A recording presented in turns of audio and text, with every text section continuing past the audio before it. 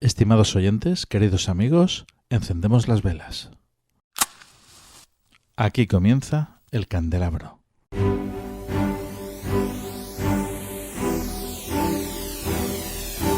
En la oscuridad de la noche, el candelabro nos ilumina y nos cubre de misterio.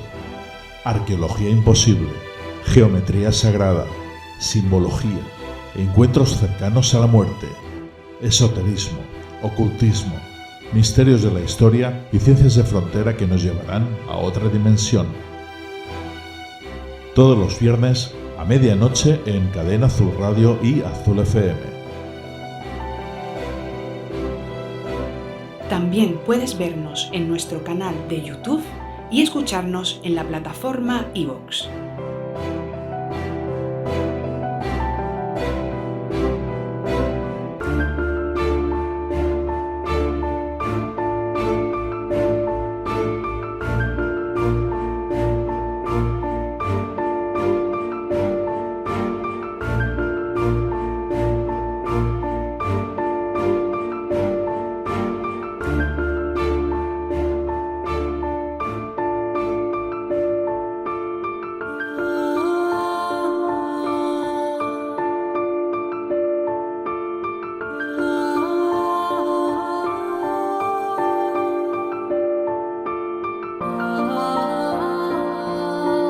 Estimados oyentes, queridos amigos, muy buenas noches. Howard Phillips Lovecraft, más conocido como H.P. Lovecraft, fue un escritor estadounidense, creador de mundos imaginarios y autor de novelas de terror y ciencia ficción.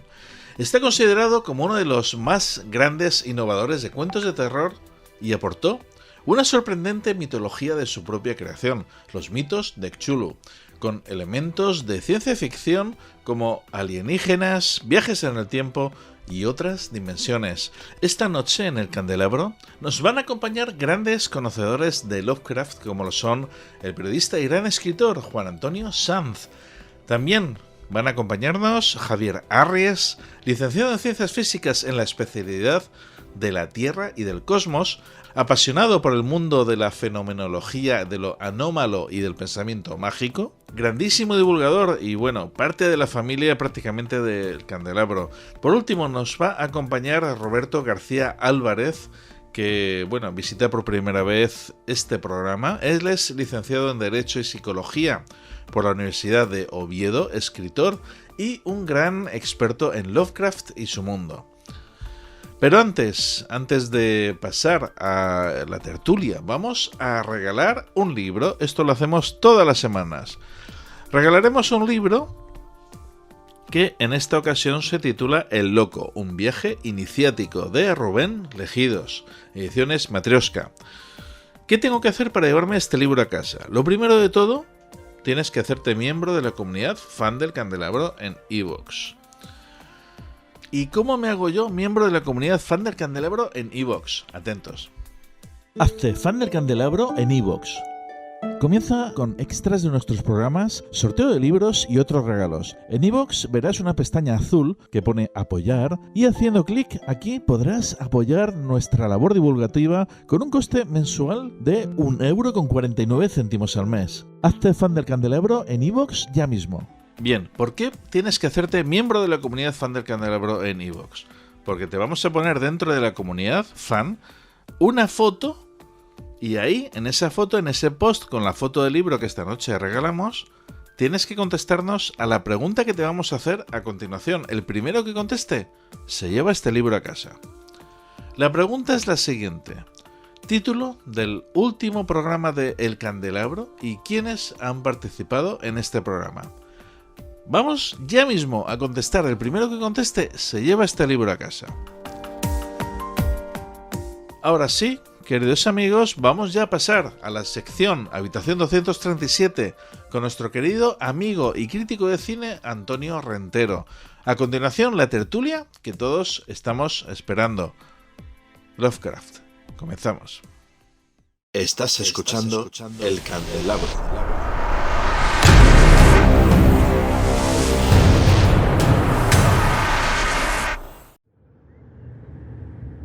Habitación 237.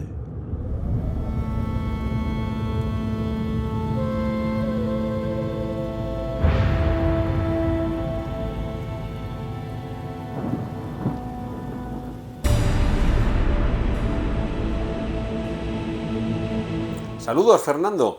Muy buenas noches y muchas gracias una vez más por esta invitación a que se abra la puerta de la habitación 237 dentro del candelabro. En este caso, con un agradecimiento especial porque el invitado de la noche me resulta especialmente apasionante desde el punto de vista personal. Por eso, quienes nos estén viendo a través de YouTube verán que he variado un poquito la configuración habitual de mi escenario para darle un poquito también de protagonismo, aparte de los tesoros, de los incunables de la obra de Lovecraft, porque bueno, algunos desde las adaptaciones a cómics o libros que se han basado en la obra, en el universo del autor, o que han recogido sus propios escritos, no solamente los relatos, o libros como el propio tratado de Hugh Levesque, de Michel Hugh Levesque, sobre la obra de Lovecraft, hasta por supuesto las míticas ediciones de Alianza y Bruguera, donde algunos, allá por finales de los años 70, principios de los 80, siendo muy niños y sin duda con una edad completamente inapropiada para acercarnos a Lovecraft, ya comenzamos a apasionarnos por él. Por eso, muy especialmente, Fernando, te agradezco la oportunidad para que esta noche podamos hablar un poquito, con más calma, de la obra que se ha basado en Lovecraft. Como me imagino que de la vida, de la obra y milagros del personaje hablaréis lo suficiente, yo daré apenas unas leves pinceladas. Lo que sí que me gustaría destacar también son algunas de las obras que han ido más allá de lo que nos legó el propio Lovecraft y que se han inspirado en su universo, ni siquiera adaptando la obra de alguien que fue un niño sin duda poco común para la época e incluso quizá poco común para nuestros estándares habituales, y un joven quizá demasiado centrado en sus propios intereses, un poco elitistas, un poco clasistas y sobre todo muy anclados en el pasado, ese regusto por lo que décadas y siglos anteriores habían dejado como legado fue lo que le permitió generar una obra sin duda singular, extraña y además ciñéndose al ámbito de un grupo, ese círculo de Lovecraft, de lectores, de amigos, de seguidores, que casi le convirtieron en el primer tuitero, en la primera persona que tuvo gran influencia sobre los demás, y tanto se identificó con Providence, su tumba lo que pone, además de su nombre y su fecha de nacimiento y fallecimiento, es Yo soy Providence, que participó o hizo participar de ese legado especial a muchos, incluso aquellos que han tenido, ha permeado la influencia de Lovecraft, de sus creaciones, de sus mitos, a otros directores, otros autores. En este caso quiero centrarme en 3 películas muy concretas de un director, que aunque no adaptan directamente obras de Lovecraft, sí que se deja notar su huella.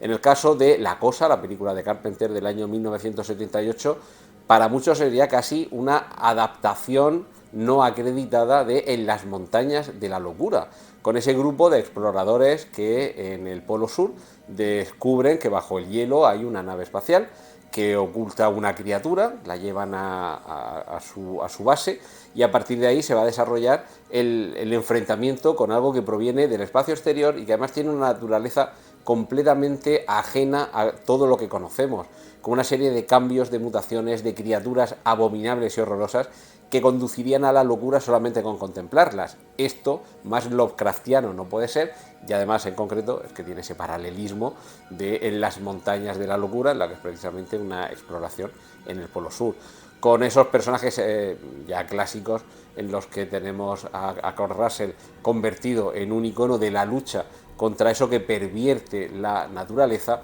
Esta película forma parte de lo que algunos han venido a denominar como la trilogía Lovecraft o trilogía del horror cósmico de Carpenter, cuya segunda entrega sería El Príncipe de las Tinieblas en el año 1987, y en esta ocasión lo que se nos cuenta tiene que ver con un misterioso libro que por supuesto nos remitiría al Necronomicon de Lovecraft, a ese libro de los nombres de los muertos en el que tantos mitos y tantos horrores se han basado, se han inspirado, y que sería un libro sobre el que se habría organizado un culto.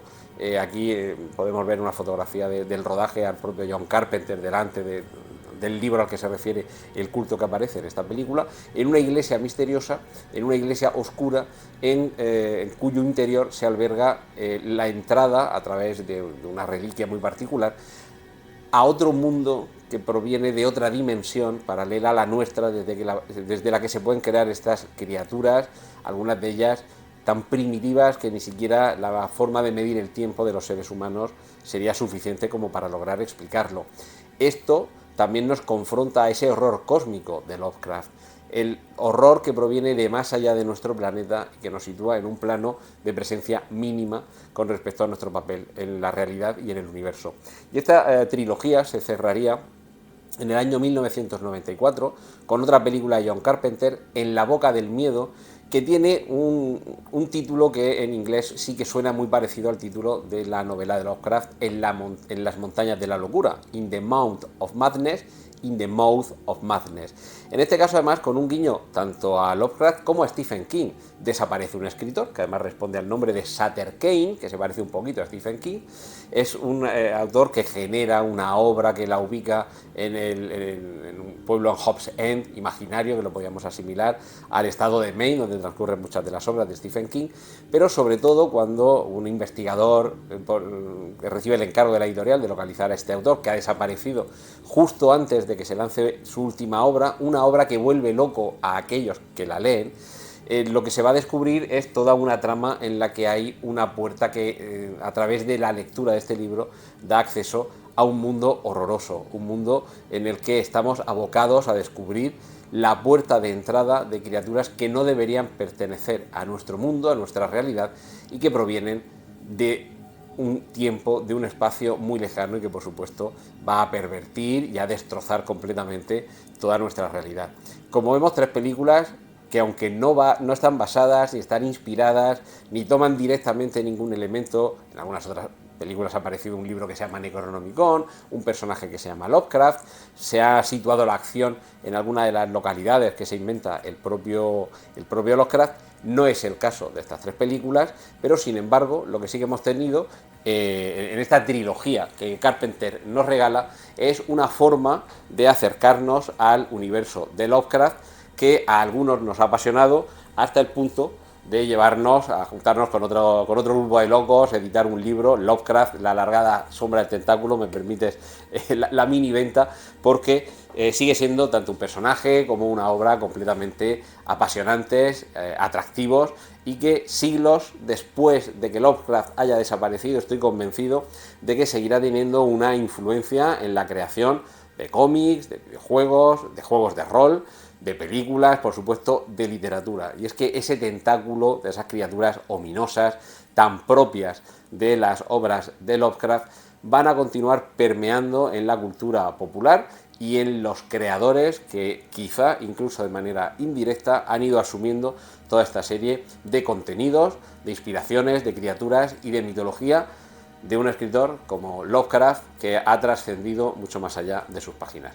Y poco más, Fernando. Cierro esta trilogía del horror cósmico de John Carpenter por salirme un poco de los temas que sin duda trataréis, las obras, el círculo de relaciones y amistades de Lovecraft y por supuesto su vida, para que veas, Fernando, que hay vida tentacular más allá de Lovecraft, pero siempre a la sombra de esos dioses primigenios y de esos cultos horrorosos primitivos.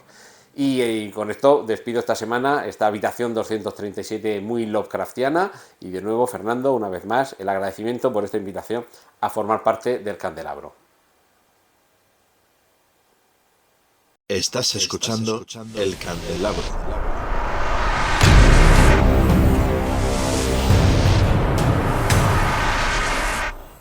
Howard Phillips Lovecraft, más conocido como H.P. Lovecraft, fue un escritor estadounidense, autor de relatos y novelas de terror y ciencia ficción. Se le considera un gran innovador del cuento de terror, al que aportó una mitología propia, los mitos de Cthulhu, con una línea narrativa que incluye elementos de ciencia ficción como razas alienígenas, viajes en el tiempo o existencia de otras dimensiones.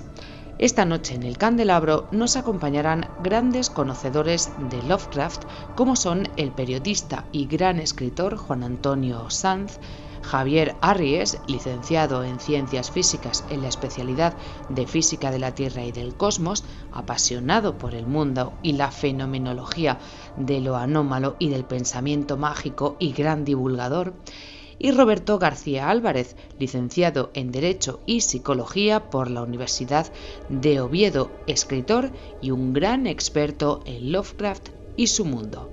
Encendemos las velas.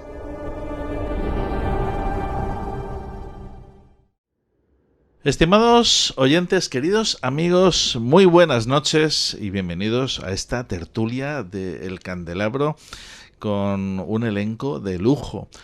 Juan Antonio Sanz, muy buenas noches, amigo. Muy buenas noches, ¿qué tal estamos? Aquí vamos a ver si los tentáculos no difieren, no interfieren, mejor dicho, en las conexiones. Javier Arries, muy buenas noches. ¿Qué tal? Buenas noches. Aquí estamos también desde una dimensión desconocida. Y un nuevo invitado, Roberto García Álvarez. Roberto, encantado de tenerte aquí esta noche. Un placer. Juan G. Caparrós, nuestro compañero y subdirector del programa. Buenas noches. Buenas noches, aquí encantado de estar por aquí y verdad que vamos a tratar un tema hoy que yo creo que es a nivel, por lo menos en radio, yo pocas veces lo he oído, ¿no? Y creo que es un tema, digamos, apasionante porque, sobre todo entre la gente joven, es todo, digamos, un ídolo, ¿eh? La gente, digamos, lo conoce más que Cervantes incluso, o que Quevedo. Una cosa bastante curiosa, ¿no? Sí, la verdad es que es un personaje que se está escuchando mucho últimamente, ¿no? No obstante, seguro que hay muchos puntos por tocar aquí esta noche y más que tenemos un elenco que son grandísimos conocedores de Howard Phillips Lovecraft, ¿no? Ni más ni menos. Lo primero de todo, ¿quién es este personaje? Roberto, cuéntanos. ¿Toca a mí? Vale.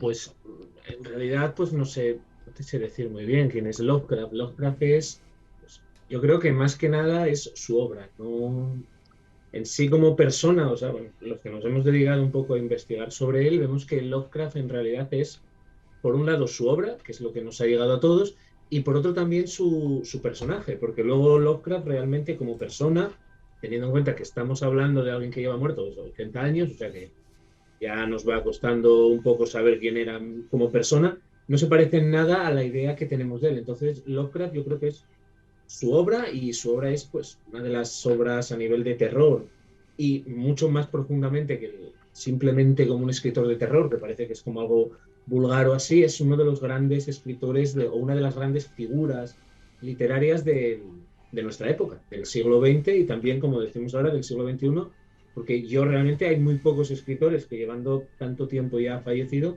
esté reivindicándose tantísimo como ahora. A mí no sé. Sí. ¿Cuándo falleció? 1937. ¿1937? Sí, es increíble. Además creo que murió con 41 años, murió joven, ¿no? Murió muy joven. Muy joven. Sí. Por un cáncer de colon. Cáncer de colon, sí. Y no sé, y vamos, murió 46 además, años tenía, sí, 46. Viendo su obra pues apenas divulgada, apenas publicada. O sea, es una cuestión pues casi, digamos, milagrosa, una persona que muere tan joven, siendo pues relativamente desconocido, porque ahí también hay mucho que decir sobre si cuando murió era desconocido o no, pues haya alcanzado esta fama, no solo inmediatamente, que bueno, vale, sus seguidores, sus amigos lucharon mucho por sacar adelante la obra, sino que ahora, tanto tiempo después de que muchos de esos seguidores, ya el más joven yo creo que puede que lleve ya 20 años muerto, de los, digamos, contactos directos tuyos, esté ahora reivindicándose tanto, y que muchos autores de primera línea en su época, hoy en día para reivindicarlos o para saber quiénes son, hay que tirar de Lovecraft. Es una cosa, bueno, pues claro, todo el mundo sabe quién es Edgar Allan Poe, pero cuesta acercarse a Poe. No encuentras películas de Poe, no encuentras series de Poe, hay muy poca adaptación de Poe, teniendo en cuenta que ya se hizo bastante, pero no hay la reivindicación que hay hoy en día con la figura de Lovecraft. ¿Cómo era Lovecraft? Porque era un personaje muy peculiar, ¿no? Bueno, decían que era racista, en fin, xenófobo, antisemita. Bueno, también racista. Bueno, su pensamiento político cambió a lo largo de su vida. Eso sí, el clasismo no se lo quitó jamás, pero es que además se lo inculcaron desde que era pequeño. Como venía de una una familia pudiente, ya su madre le decía no juegues con estos niños. El clasismo ya lo aprendió desde la cuna, como quien dice. Y luego pues empezó a aprender a convivir con eso y a aprender a convivir con otras etnias. Por ejemplo, se casó con una judía, ¿no? O sea que al final pues un poco dejó ese racismo de lado o ese clasismo de lado. Pero yo creo que tenía rachas también. Cuando fue a vivir a Nueva York con su mujer, se encontró allí en un barrio en el que había muchos inmigrantes. Aquello le apabulló tanto que volvió a su racismo más primitivo, ¿no? E incluso se dijo de él que era pronazi, pero ojo, era pronazi en el sentido de que cuando Hitler llegó al poder, pues algunos pensaban que lo que iba a hacer Adolfo Hitler era de alguna manera promover la cultura alemana, pero no que fuera capaz de las barbaridades que hizo después. Cuando él se enteró, por ejemplo, de lo que estaban haciendo a los judíos en Alemania, se llevó las manos a la cabeza. Incluso su propia, sus tías, pues eso, le criaron en ese ambiente de clasismo, dijeron, pero ¿cómo es posible? Y él mismo, como digo, se casó con una judía. Eso sí, yo creo que tenía miedo, ¿no? Un miedo atroz a todo lo que no fuera anglosajón, a todo lo que no fuera esa imagen idealizada que él tenía de la época previctoriana, porque la época victoriana es que no la quería ver ni en pintura, pero la época de la llegada de los colonos ingleses a América para él pues era una maravilla, porque era lo más refinado de la cultura inglesa, era anglófilo, diría yo, sí, que le define mejor. Él se sentía una persona del siglo XVIII, siempre lo dijo. Dijo sí. Que él se identificaba con ciertos valores que después en el siglo XIX se vinieron abajo. En cuanto al racismo, efectivamente, él se manifestaba de una manera racista con la misma tendencia que se manifestaba muchísima gente en aquella época. Es reprobable y no se puede justificar, desde luego. Pero después fue evolucionando mucho a lo largo del tiempo y finalmente, bueno, pues ya llegaba a lo que uno de sus grandes admiradores y también un autor muy intenso en lo que se llama el cosmicismo y el horror cósmico, como Thomas Ligotti, venía a decir que avanzó hacia una indiferencia, hacia ese indiferentismo que le llevaba simplemente a decir, bueno, pues ya que estamos aquí vamos a pasarlo lo mejor. Pero es muy curioso porque leemos uno de sus cuentos muy interesante, El horror de Red Hood, que se desarrolla además en Nueva York, y ahí aparece ese cómo denosta, cómo tiene lo que tú hablas, Javier, ese terror ante lo desconocido, esos caracteres mongoloides, hispanos, sobre todo italianos y lo demás. Pero si vamos avanzando en el tiempo, vemos que tenía ese mismo desdén o ese mismo horror, lo sentía también por los rednecks de Estados Unidos, esos que estaban en Vermont perdidos de la mano de Dios y que estaban degenerados en sí. Cuando leemos el horror en Dunwich, bueno, pues es llevar al extremo, o El susurrador en la oscuridad también nos muestra pues esos caracteres de personajes de gentes locales que han ido degenerando pues por una endogamia tremenda y bueno, pues es lo que él se manifestaba. Yo lo que creo que Lovecraft era muy cínico, pero muy cínico no en un sentido tan negativo. Era una persona que desconfiaba de la vida y que no le gustaba el verse rodeado de muchedumbres, pero desde luego no era un tipo asocial, ni muchísimo menos. Tenía, bueno, tú lo sabéis, escribió casi más de 100.000 cartas, según algunas de las teorías, y tenía muchos amigos, viajó mucho, pero en Estados Unidos, que es otro de los tópicos. No, es que no se movió de su casa, no es verdad.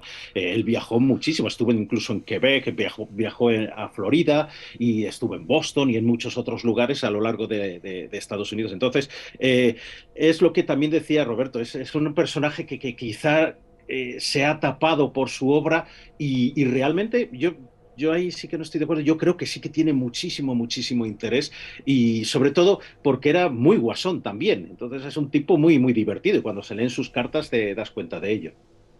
Sí, además las bromas que se traían entre él y el círculo de Lovecraft, ¿no? Sus amigos, August Derleth, Robert Bloch y toda esta gente. Me hubiera encantado haber conocido a esa caterva de personajes, porque tenían que ser la bomba, ¿no? Y como ellos mismos se metían como personajes entre sus propios cuentos, gastándose bromas, todos acabando de mala manera en sus cuentos. Y con Robert Bloch, por ejemplo. Claro.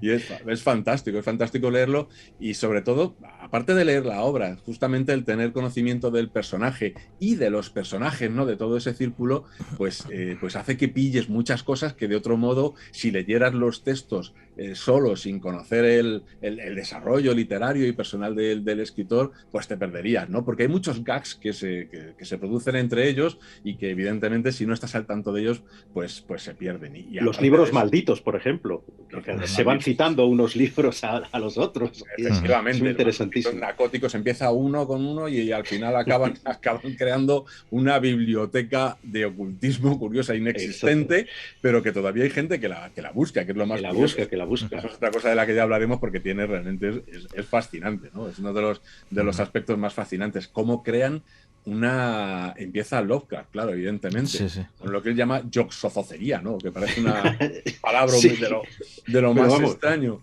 Y que luego August Derleth pues convierte en lo que ya conocemos como los mitos de Cthulhu, ¿no? Los de Cthulhu, que nadie sabe muy bien cómo pronunciarlos. De eso podemos hablar después, porque hay bueno, él sí que da en una carta a Barlow, que era uno de sus discípulos y tal, que fue además quien debería quedarse como para a la muerte de Lovecraft, era un chico muy joven, y como albacea de su obra, que al final pasó a August Derleth.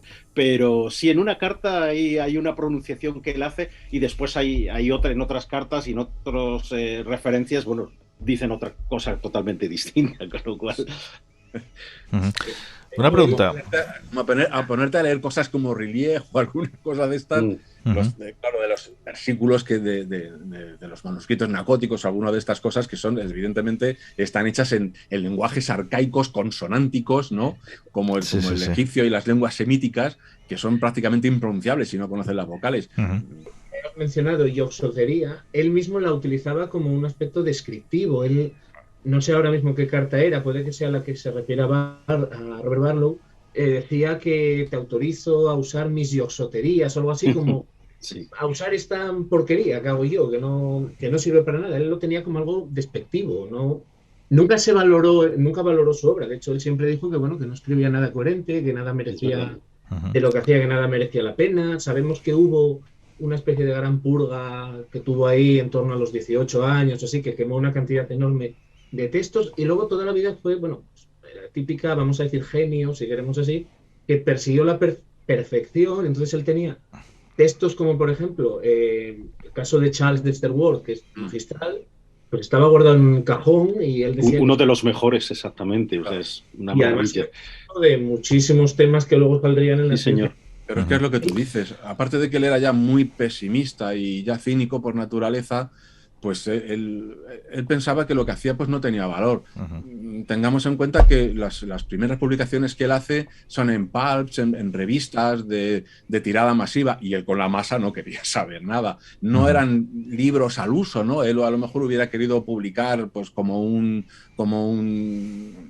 genio de la literatura, como un clásico, y sin embargo pues lo tiene que hacer en estas revistas, incluso para ganarse la vida, porque según va transcurriendo su vida, su potencial económico decae absolutamente, pues se ve obligado a trabajar como lo que llamaban entonces escritores fantasma, ¿no? Que prácticamente escribirle el libro a otro, lo que ahora mismo llamamos negros, ¿no? Sí. Javier, ¿por qué es conocido realmente Lovecraft? ¿Por qué se hace famoso? Pues yo creo que por eso, precisamente por sus relatos, y es redescubierto. Es decir, en su momento sencillamente era un autor más de los que escribían. Entre estos escritores se conocían entre sí, como Robert Bloch, y entre ellos pues hacían sus pequeños pinitos en estas revistas. El público lo que hacía, el público de estas revistas era un público consumidor como pueda ser el mayoritario del cómic, ¿no? Hay algunos que coleccionamos cómics y los tenemos como joyas, pero hay mucho consumo de masas, es decir, consumes cómics como si fueran rosquillas, y en este caso, en el caso de las revistas pulp, pasaba lo mismo. El autor pasaba un poquito desapercibido. Y con el tiempo, pues August Derleth sobre todo se encarga de coger todo este legado y después de la muerte de Lovecraft de darle publicidad y de sacarlo adelante, porque él sabe además que es de una calidad magnífica. El propio Lovecraft es que, es lo que decíamos antes, no se consideraba el hombre un genio ni mucho menos, era muy perfeccionista, eso sí, y muy detallista.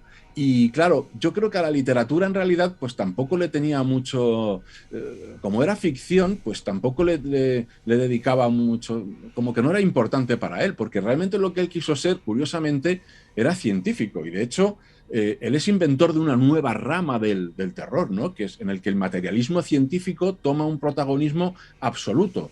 Hay detalles de su vida que son muy esclarecedores al respecto. Me parece que es a los 5 a los 6 años se entera de que Santa Claus no existe.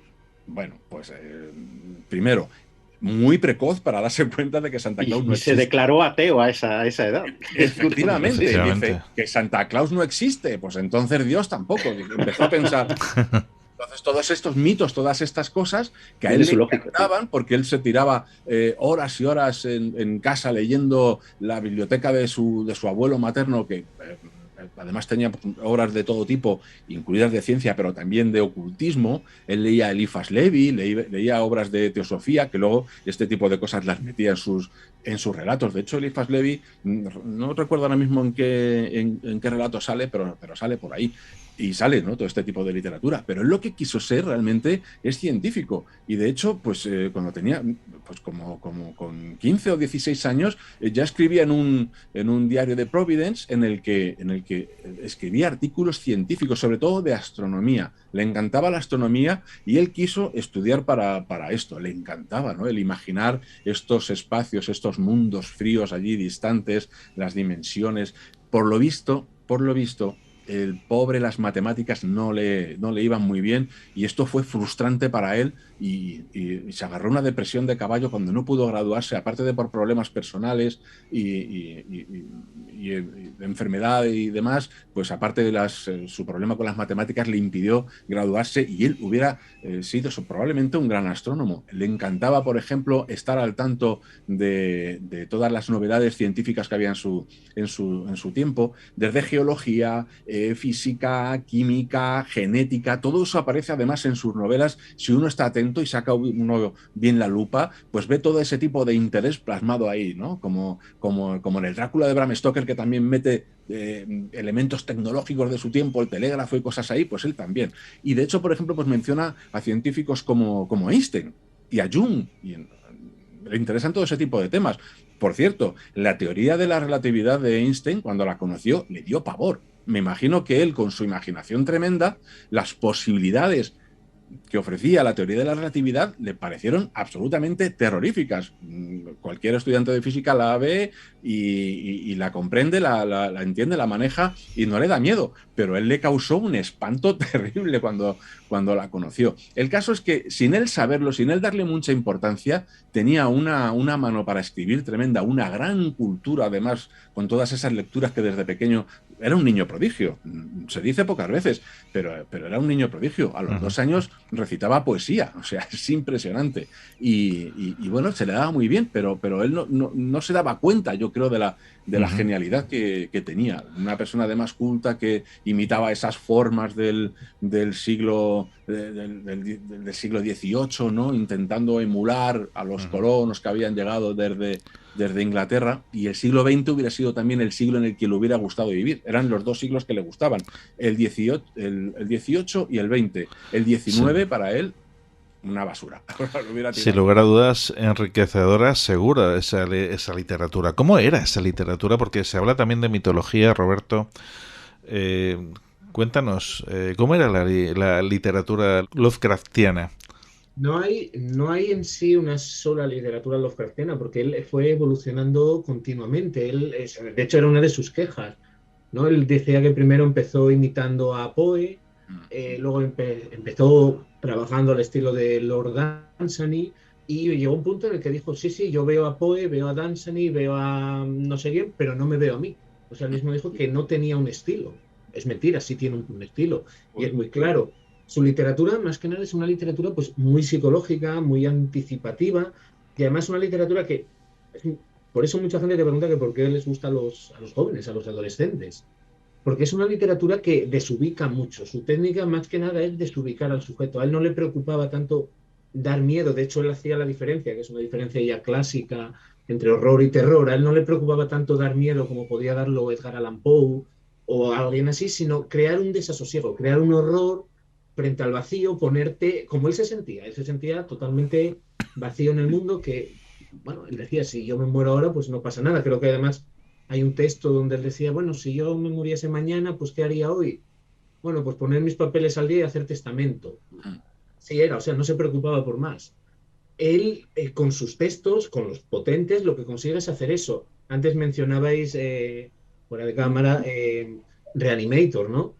Reanimator, aun siendo suyo y teniendo esa idea de dejarte fuera del mundo, de dejarte ahí solo, con la idea de que estás solo en el mundo y que nada importa, en un sentido no nihilista, sino un sentido más bien existencial, es una obra que no pertenece a su núcleo duro, aunque todo el mundo la reivindica y hay películas, 3 creo que son, 4, no me acuerdo, películas, pero que se alejan totalmente. Si lees La llamada de Tulu o Cthulhu, como se quiera decir, o El horror de Danwich o así, su literatura consiste precisamente en eso, en mostrar personas que se mueven, que hacen, pero lo que hacen está dentro de una maquinaria universal a la que no le importa nada. De hecho, el propio Cthulhu, que es como el gran dios, luego si se lee con calma se ve que no es Cthulhu lo importante, sino que es el caos restante lo que a él le importaba. Pues es un sujeto, es un dios omnipotente, poderoso, que vive eternamente, sí, pero que está atrapado debajo del mar, ahí en una, como Bob Esponja, en una ciudad, y no podrá resucitar hasta que las estrellas estén en una conjunción mecánica precisa, es decir, hasta los grandes, los poderosos, están atrapados, están sometidos a un mecanicismo que deja que no haya sentido, es decir, los sujetos están, yo creo que es un existencialista, aunque él lo odiaría que le dijéramos eso, los sujetos están ahí arrojados al mundo, rehacen o reinterpretan su papel y van girando así. Antes, cuando decíais lo del racismo y el nazismo, él cuando luego pues maduró hacia finales de poco antes de morir, pues él reescribió el racismo para justificarlo y sobre todo el clasismo. Él dijo, bueno, yo mi racismo, mi clasismo es porque a mí me ha tocado vivir como blanco, anglosajón, americano, de las 13 colonias, descendiente de no sé quién, y tengo que aferrarme a esto porque es lo que da sentido a lo que yo soy. Incluso llegó a confesar en cierta manera que no es que esto sea mejor que el otro, es que es lo que yo tengo. Y si estuviese en la posición del otro, me preocuparía por defender aquello. Entonces, él sencillamente decía que, bueno, casi al estilo de Ortega, ¿no? Que nosotros vamos siendo y la vida ya te dirá si puedes ser esto o tienes que ser otra cosa. Entonces, él es un horror muy cósmico, que claro, ahora lo pienso, para los adolescentes, pues claro, no hay nadie más nihilista y que nada importa y no sé qué, que un adolescente. Exacto. Pues a lo mejor por eso les encaja también. Yo recuerdo que leí por primera vez a H.P. Lovecraft, debería tener unos 15 años, como mucho, 16. Fue la primera vez que conseguí un carnet de biblioteca para mí. Y empecé a leerlo, accedí a un libro que ponía el Necronomicon. Digo, bueno, pues vamos a ver, es que era simplemente una reunión de relatos. El Necronomicon como tal aparece en un relato y punto, pero después es citado continuamente. Pero lo que me voló a mí la cabeza realmente es la introducción de ese cosmicismo, de ese horror cósmico, de esa manera de entender la vida de otra forma. Uno está aquí tan tranquilo y sin embargo está sujeto a unas fuerzas superiores que a ti te ven menos importante que una mota de polvo. Y eso es lo que realmente Lovecraft con eso cambió y dio un giro tremendo a lo que estaba siendo ya la historia de la ciencia ficción y del horror del siglo XX. El que hay algo malo, algo pernicioso por encima del ser humano, del que el ser humano apenas tiene conciencia, y que en una forma u otra va a causar la ruina y el mal para ese ser humano, ya sea por indiferencia o ya sea porque realmente quiere hacerlo. Y entonces, a partir de ahí, pues se crea una mitología increíble, hablando pues esto de los mitos de Cthulhu o muchas otras cuestiones que va introduciendo. Y después ahí también hay muchas discusiones sobre qué relatos de todo su corpus se tienen que introducir en los mitos de Cthulhu. Y bueno, fíjate que lo he pronunciado ya de tres maneras diferentes, porque además me aparece en la cabeza como él lo podemos decir ahora, él decía que en una carta a Barlow, a este joven, decía que se podría pronunciar como Cthulhu, más o menos como Cthulhu y tal. Pero después dice, hay otra forma, porque eso, una garganta humana no puede pronunciarlo, que sería algo así como Cthulhu, que suena como... Pero es muy curioso porque hay una deidad mesopotámica que se llama precisamente Kululu y que es el dios pez. Uno de los primeros relatos importantes ya de Lovecraft fue Dagon o Dagon. Bueno, pues Dagon, los muy puristas no lo meten en los mitos de Cthulhu. ¿Por qué? Pues porque lo escribió muchísimo antes, pero sin embargo yo creo que es, digamos, la punta de lanza para escribir después. Un tipo que se escapa en la Primera Guerra Mundial de creo que era un submarino, y queda en alta mar. Cuando se despierta por la mañana se ha elevado, o parece ser que se ha elevado el suelo, el lecho marino, empieza a andar por allí, está lleno de seres asquerosos, malolientes, que no son solo peces, que hay más, y llega a una especie de montaña donde hay resumiéndolo, hay un poste, un menhir, un monolito, donde este tal Dagon, tal como se titula el libro, pues se aferra, él sale despavorido, empieza el libro en una especie de pensión, diciendo que después de escribir esto se va a suicidar, y termina pues suicidándose creyendo que viene el bicho este detrás.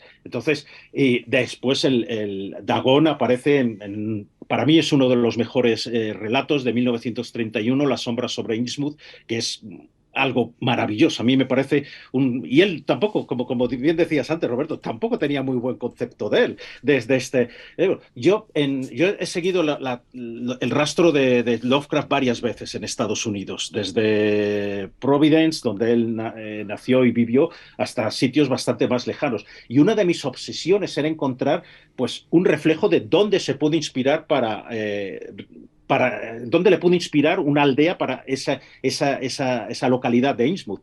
Y después yo empecé en Newburyport, que es un sitio donde empieza además también el cuento, que se monta el protagonista, se monta en un autobús, donde ya la gente aparece con unas caras un poco extrañas, como puede ser de esa raza de mutantes o de híbridos entre seres humanos y algo anfibio, y acaba llegando a este lugar. Bueno, pues iba con mi entonces mujer, Lorena, íbamos con mi hijo Rodrigo, que a los 11 años se había leído ya todo Lovecraft, que es increíble, ese sí que es Lovecraftiano. Y finalmente pasamos por un sitio que se llama Gloucester escrito, que es donde algunos creían que podía estar este sitio, y llegamos a una localidad muy pequeña que se llama Rockport. Y Rockport, estoy yo seguro que fue el lugar que inspiró a Lovecraft. Además aparecía pues los arrecifes a lo lejos, la forma de las calles y tal. Entonces, hay una mitología Lovecraftiana que no solo se refiere a los mitos, sino incluso a los lugares, y podemos hablar de esto, desde Arkham, que se supone que se basó en Salem, o por ejemplo la Universidad de Miskatonic, tremendo todo. Yo te he visto a ti, Javier, con tu diploma de haber estudiado en Miskatonic, ¿verdad? Claro, sí, artes oscuras y misteriosas, arcanas. Pero mucho. O sea, es lo bueno que tuvo Lovecraft es que su imaginación, que era magnífica, le llevó eso a plantear unas estructuras que fueron después sus seguidores, sus amigos, los que las plasmaron realmente en otros relatos e incluso ordenaron sus propios mitos. A él, sinceramente, yo creo que le traía sin cuidado esto. Él disfrutaba, yo creo que más que escribiendo con las... he mirado ahora el dato, por ejemplo, Joshi, que es T.S. Joshi, que es uno de sus biógrafos en Estados Unidos más importantes, cifraba ese corpus de cartas en 87.500. Ya nos podría, y no eran cortitas, ya nos podría haber dado 87.500 relatos más, que habría sido maravilloso, ¿verdad? Desde luego, desde luego. Comentabas antes bueno, él seguramente pues, se inspiró en muchas cosas, pero las conexiones con la mitología sumeria, porque a veces esos dioses extraños recuerdan en algunas cosas a los mitos de Babilonia y a los mitos sumerios, efectivamente. Y hay una edición, de las muchas que hay, yo tengo una colección de Necronomicones, como tendréis vosotros, alucinante. Por ejemplo, que seguramente le tenéis también, en esta obra, por ejemplo, supuestamente el editor estadounidense nos dice que se la dio un sacerdote, que encima era ese sacerdote, según cuentan, Montague Summers, fíjate, el famoso vampirólogo. Efectivamente. Bueno, pues le habría dado este documento de manera súper secreta, etcétera.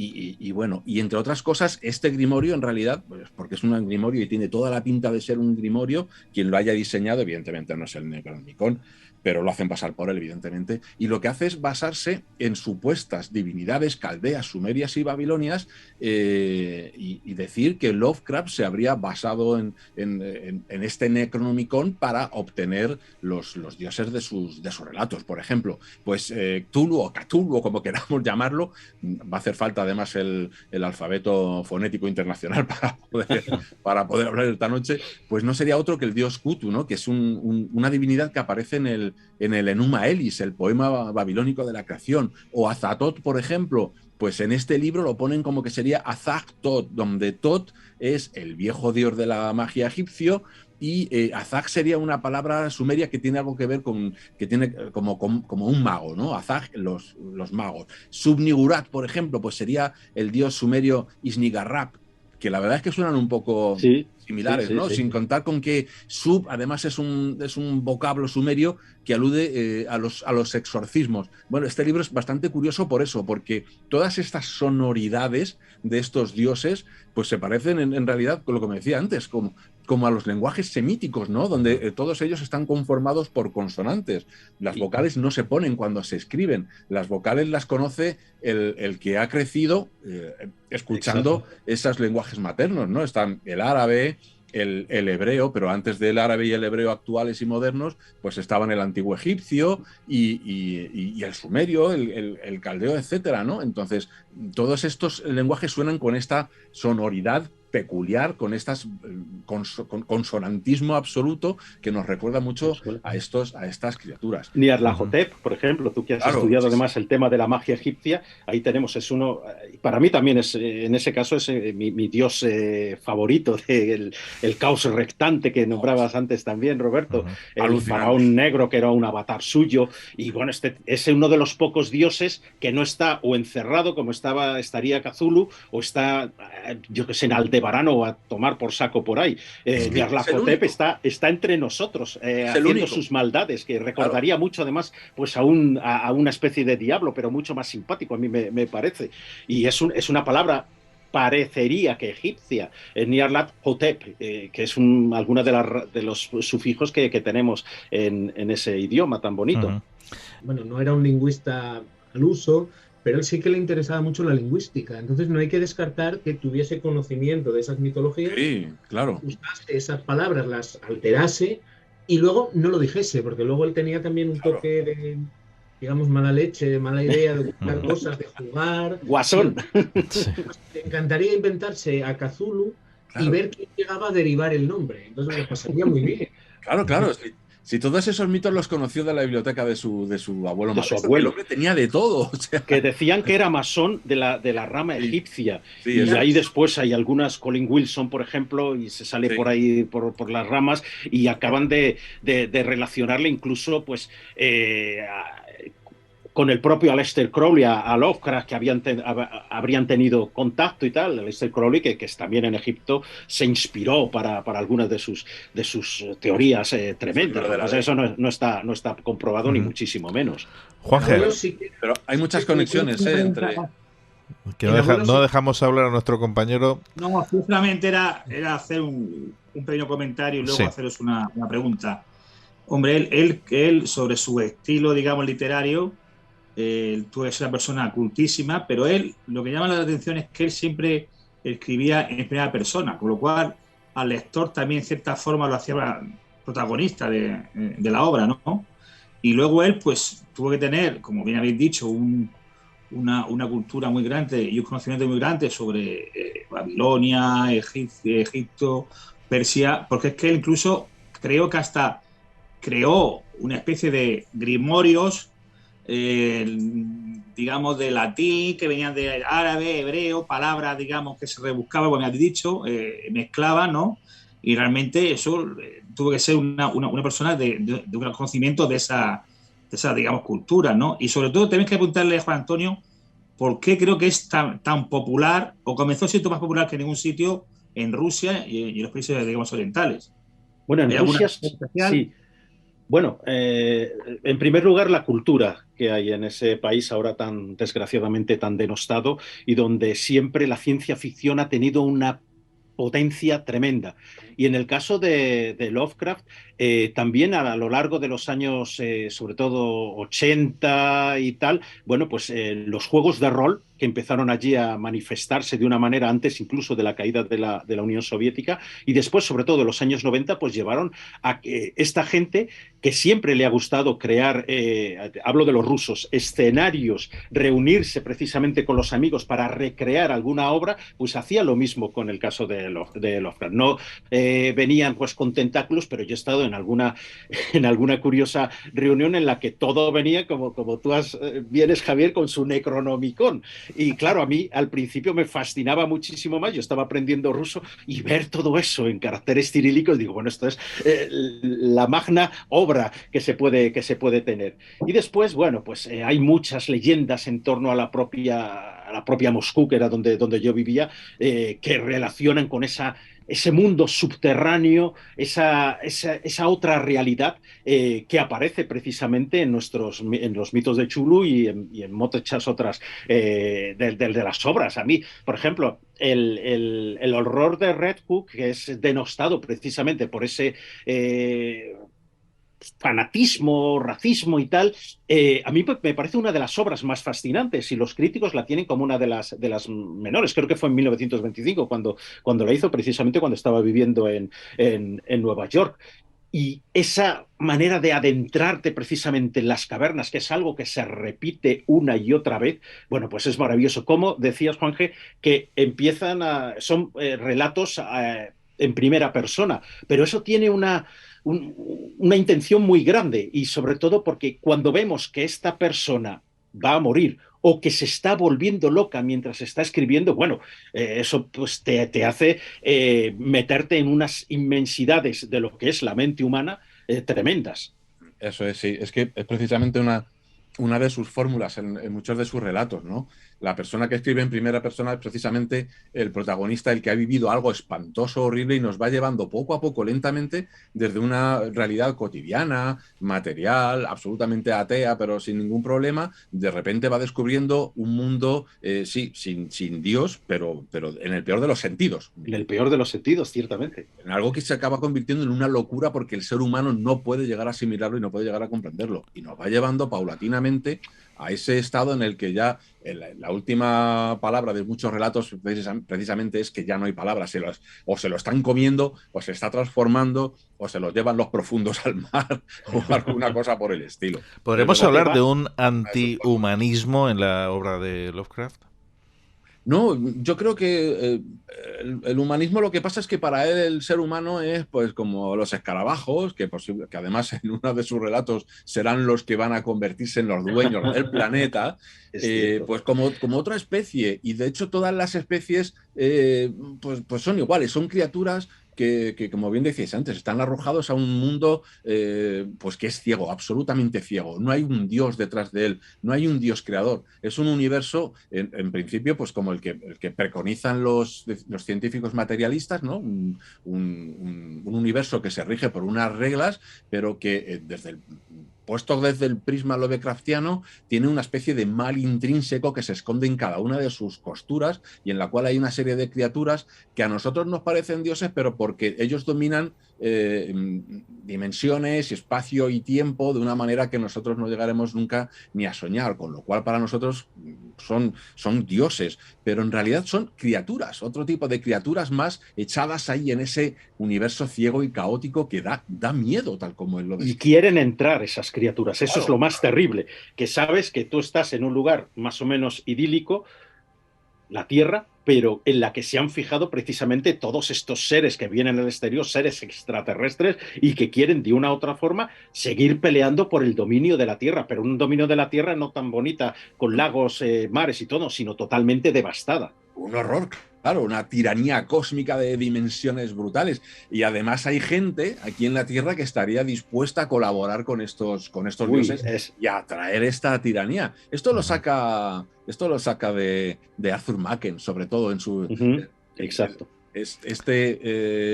Mirar ritos religiosos antiguos y el mal que pueda haber en ellos, ¿no? Razas antiguas, además eso va muy bien con su clasismo y con su racismo, razas antiguas que han degenerado, que son medio lagartos, bueno, los Anunnakis aquí estarían encantadísimos de nadar entre las páginas de a Roberto lo tenemos aquí, que habla muy poquito. Roberto, ¿estás escuchando? Mira, no, me estoy acordando ahora, estaba buscando el título, pero no me acuerdo. Hay un libro, creo que es algo así como el libro de Lovecraft o el libro Lovecraft, es una novela, la tiene editada Valdemar, que precisamente hace una relectura muy interesante de los mitos de Tulu y de Cthulhu o Tulu o como sea, y precisamente coge la sombra sobre Innsmouth y le da un giro muy interesante, volviéndolo totalmente materialista, un giro que a él le interesaría. Ese final, no lo voy a contar, ese final de La sombra sobre Innsmouth, donde los federales o los militares bombardean el arrecife del diablo por algún motivo, en este libro tiene una explicación política, donde Lovecraft encaja o le engañan para encajar muy, muy bien. Es un giro también, es que Lovecraft se anticipó a todo lo que puede ser la literatura, porque luego este libro, vale, habla de Lovecraft, pero si alguien no sabe quién es este señor y lo lee, dice, pues mira, esto es de intriga política, podría ser dándole un par de vueltas una novela, no sé, de Forsyth, de alguien así, dándole vueltas. Es decir, él ya anticipó consigo mismo, con lo que hizo y con lo que escribió, muchísimo de lo que hay. El caso de Charles Dexter Ward tiene la clonación a través de las cenizas, ¿vale? Bueno, él, el pobre, pues no podía saber lo que era el ADN, que cuando murió no se había descubierto, pero ya anticipaba que con los restos de alguien podríamos clonar, ¿vale? Seguramente alguien lo escribió primero. Casi todos sus libros tienen un rastro ahí genético, de él tomaba ideas de aquí y de allá, como todo el mundo. O sea, no hay nadie original para eso. Hay un autor aquí, David Hernández creo que es, que interpreta a Lovecraft como un clasicista. Un clasicista puro y duro, grecorromano, y lo hace y encaja perfectamente. Otros lo pueden hacer como casi un posmodernista. Bueno, esto sí que a él le ofendería muchísimo, pero encaja también un existencialista. Hay ahora una reivindicación muy fuerte desde la filosofía más académica, más dura, un libro de realismo raro, creo que se llama, de Harman, un libro absolutamente, si no sabes de filosofía no lo vas a entender, porque coge a Lovecraft, lo utiliza para justificar un enfoque existencialista que se llama ontología orientada a objetos. Y ni idea de qué va eso. A mí me supera, o sea... Eso está tomado de la programación orientada a objetos, madre de Dios. Pero utilizan esto y te das cuenta de que este señor es profesor en Harvard, o sea que está ahora en las aulas de Harvard, donde hay la élite intelectual, está hablando de Lovecraft a lo mejor más de lo que pueden hablar de Heidegger, porque a lo mejor estos autores ya están como, con todo el cuidado con esto, como agotados, y sin embargo Lovecraft todavía se está descubriendo. No se agota, es verdad, no se agota. Y hay una rama muy importante de Lovecraft que está totalmente inédita, algo va saliendo en español, que es el Lovecraft filósofo. Tiene una filosofía existencial muy, muy, muy potente, toca todo. ¿En qué se basa esa filosofía existencial? En ese existencialismo no es un antihumanista, sino que es, digamos, un humanista del siglo XX. Así como los humanistas colocaban al hombre en el centro del universo, él decía, no, es que en el centro del universo está todo. Entonces el universo es como un globo y tú hoy estás en el centro, luego te desplazas. Es un existencialismo, un relativismo, pero que a él no le gustaría esa palabra relativista. Él cosmicismo, sí, cosmicismo, yo creo que es la palabra que lo define del todo. Es esa idea de vacío. Nosotros estamos arrojados a un mundo que ni es hostil ni es amable, es. Sencillamente, no hay adjetivo para el ser. Es decir, no es un mundo hostil, como diría no sé quién, no es un mundo amable, como te dirían los felicitarios. Él dice, es un mundo que es. Y punto, no hay más. Y preocuparte porque no sea amable es tan tonto como preocuparte porque no sea hostil. Es lo mismo. Entonces él, por eso se reía pues, de todas las tradiciones religiosas, porque al fin y al cabo, de hecho, yo creo que hasta con el ateísmo él tendría su problema, porque el ateísmo siempre tiende a colocar al ser humano otra vez en el centro. Y él decía que no, que esto que es diferente, bueno, se definía como ateo porque, bueno, para él no existía Dios. Pero claro, si se pone a discutir a lo mejor con un ateo materialista, aunque él era materialista, pues chocaría, porque no acababa de encajar. Es una filosofía muy rara y, claro, no hemos leído todas las obras, todos sus textos, porque más que nada están en cartas. Y claro, 80.000 cartas, 70.000, aunque sean 10.000, ¿quién las lee? Yo sí lleva 40 años traduciéndolas, publicándolas. Y luego tenemos el problema de que no las tenemos todas localizadas, porque este hombre, persona que veía, empezaba a escribir, a cartear, y claro, tú imagínate las cartas de tu abuelo, ¿dónde están? Pues, se tiraron, se perdieron, y además que no son cartas breves, hay una por ahí que son 70 y pico páginas. Es increíble en la librería, en la biblioteca de John Hay, allí en Providence, cómo aparece esto que dices, bueno, ¿por dónde empiezo? O sea, es imposible. Y volviendo al tema de lo de la filosofía, es muy interesante porque efectivamente él rechaza la religión, pero sin embargo plantea una mitología en la que, digamos, los protagonistas ni siquiera son dioses, aunque parezcan reflejados como dioses. Son eso, fuerzas cósmicas que pueden ser desde un embate de un huracán o cualquier otra cosa, la muerte por un infarto súbito. Es decir, son cuestiones en las que el ser humano simplemente no tiene capacidad de reaccionar. ¿Tiene algo que ver, Juan Antonio, con el horror cósmico que nombra? Sí, el horror cósmico es eso, el cosmicismo y el horror cósmico viene a ser más o menos lo mismo. Lo que pasa es que el horror cósmico es una expresión que es más adaptable pues, para los lectores, pero es igual. Y ese horror cósmico, además, no aparece con Lovecraft. Lo que pasa es que es Lovecraft el que le da toda su esencia. Pero tenemos ahí a Algernon Blackwood, por ejemplo, al que admiraba muchísimo, este escritor inglés le admiraba mucho Lovecraft, con su relato que decía Lovecraft que era el mejor de los relatos de terror que se han escrito, Los Sauces, que es tremendo, cómo las fuerzas de la naturaleza de pronto se confabulan, tú no sabes si hay ese árbol es un extraterrestre o es simplemente la Tierra que te quiere hacer, la Tierra como Gaia que te quiere hacer daño. Ambrose Bierce, el gran Ambrose Bierce, al que admiraba también muchísimo este escritor estadounidense, también tiene esas referencias en las que no sabe realmente qué diantres está ocurriendo. Como decía Arthur Machen, que decía Javier, dices, bueno, ¿esto se refiere a la antigüedad? ¿Son estos dioses de la antigüedad o son algo mucho más profundo? ¿Qué son esos seres superiores que lo más terrible de todo es que no obedecen a las leyes naturales, que están entre dimensiones, que no sabemos si están encadenados como Hastur en una dimensión, en otra estrella muy lejana, o simplemente pueden traspasar como esto no es un cuento suyo, los perros tíndalos que dejas esquinas en tu habitación y pueden aparecer a través de ese sitio. Entonces, ¿por qué pueden ser invocados? Pues con la sucesión de una serie de palabras. Bueno, pues porque estamos hablando de algo, lo primero que no conocemos, y porque, como decía Clark, cuando cualquier tecnología que pudiéramos tener y que es muy avanzada pero no las reconocemos es indistinguible de la magia, y eso es en lo que se basa precisamente H.P. Lovecraft. Pero es que es eso, son criaturas, o sea, no son dioses. Lo que pasa es que son criaturas que están fuera de nuestro entendimiento, y para Lovecraft el ser humano es un bicho más del universo, un universo que es que él imagina de una complejidad abrumadora y que solamente pensar en él enloquece al ser humano, y por encima de lo poquito que el ser humano conoce en su pequeña isla de conocimiento, para él lo que existe es pues todo ese océano todavía por descubrir de una complejidad física y matemática que se nos escapa y entre cuyas costuras viven esas criaturas como nosotros vivimos en este lado de nuestras 3 dimensiones espaciales más el tiempo, ¿no? De las 3 más 1, como diría Albert Einstein.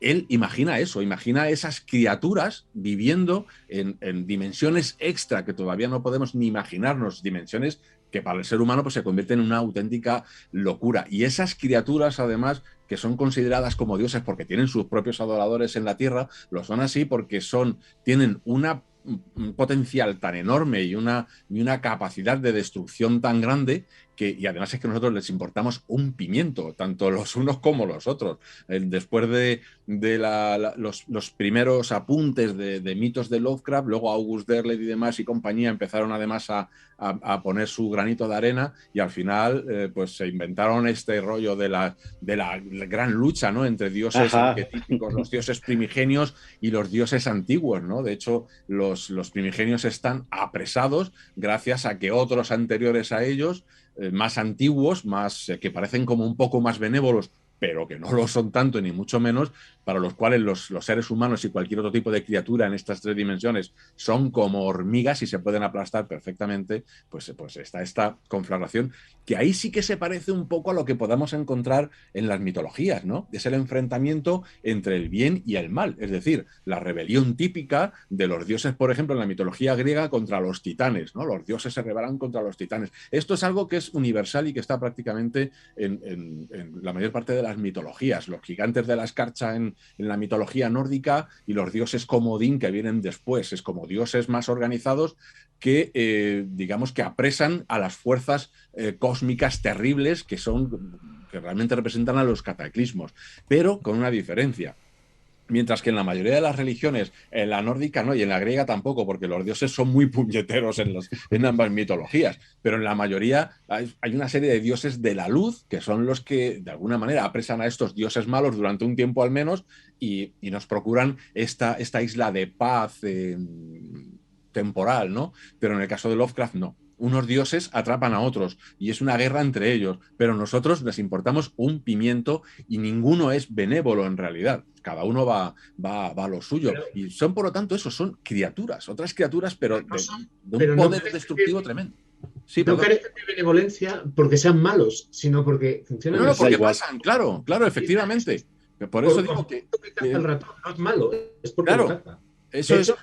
En el Necronomicon que enseñabas tú, el rosa ese, que oficialmente por ahí se llama Simonomicon, porque está firmado por Simón, o por Simon, como te quiera decir, ese libro precisamente se basa en la idea de la rebelión, de la lucha, mete a la diosa Tiamat, a Inanna, claro. Lo mete...